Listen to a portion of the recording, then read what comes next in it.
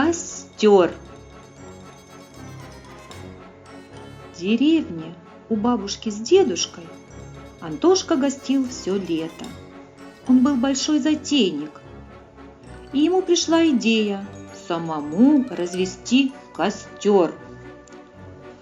Он собрал большую кучу веток, а спички он давно припрятал для этого дела.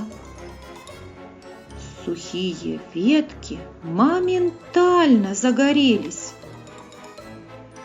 и ветер направил огонь на березу, которая была недалеко. Тут Антон испугался. Но, к большому счастью, соседи увидели огонь и дым и сразу вызвали пожарную бригаду. Антон был удивлен, увидев пожарную машину.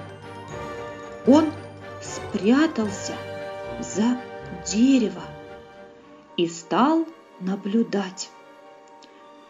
Пожарный Петр Иваныч направился к березе, достал пожарный шланг и начал тушить дерево, потому что оно стояло рядом с домом. А затем он уверенно и смело затушил все языки пламени. И только тогда Антошка вышел из своего укрытия. Он очень сильно испугался. Петр Иваныч сначала успокоил мальчика, а потом дал строгий наказ никогда не разжигать одному костер.